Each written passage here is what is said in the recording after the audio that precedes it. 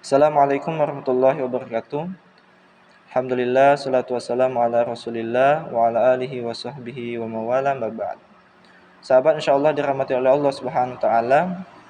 Senang sekali pada kesempatan kali ini kita masih bisa bertatap layar walaupun lewat media.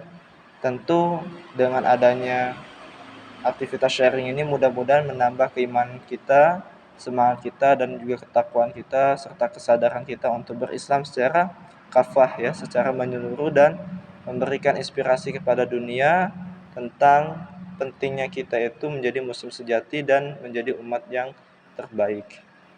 Berbicara soal menjadi umat terbaik, hari ini kita mendapati situasi di mana umat Islam yang hampir 2 miliar ini tak mampu gitu ya mengusir penjajah di Palestina. Padahal umat Islam ini telah dipuji oleh Allah ya dengan pujian setinggi langit. A'udzubillahi minasyaitonirrajim. Kuntum khaira ummatin ukhrijat lin-nasi ta'muruna bil ma'rufi wa tanhauna 'anil munkar wa tu'minuna billah.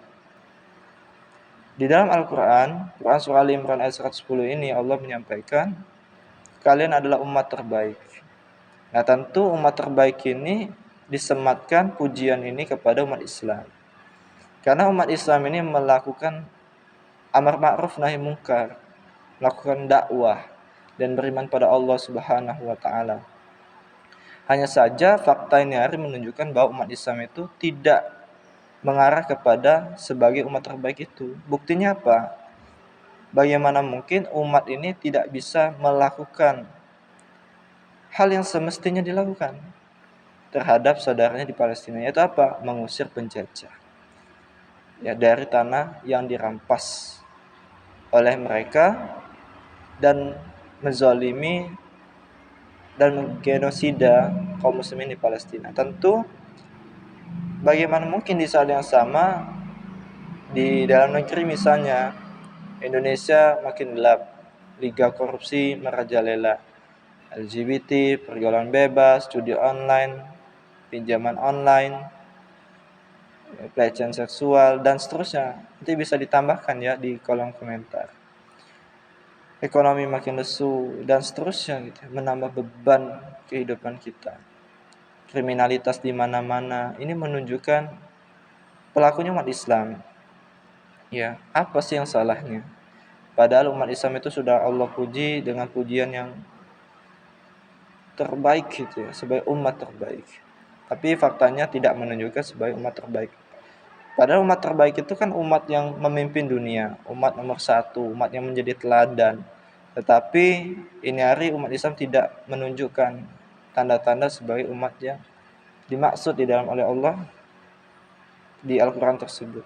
Nah, tentu ini menjadi sebuah catatan penting bagi kita. Kenapa gitu umat Islam ini masih belum menjadi umat terbaik? Padahal dakwah itu sudah dilakukan di mana-mana, pengajian di mana-mana, ustadz ustazah di mana-mana, tetapi umat Islam belum bangkit dan belum menjadi umat yang terbaik. Tentu kalau kita cermati ya, Islam sebagai sebuah agama ini nggak cukup ya dakwah hanya seputar mengajak kepada kebaikan, tapi juga harus mencegah kepada kemungkaran.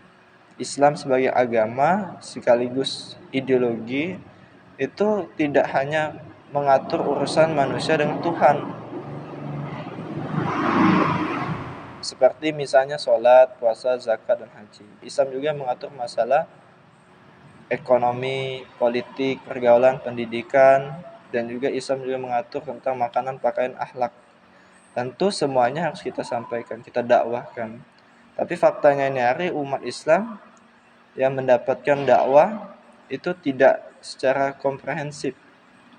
Buktinya masih ada umat yang menganggap bahwa dakwah kepada penguasa itu atau dakwah kepada aktivitas politik itu menjadi sesuatu yang dihindari itu.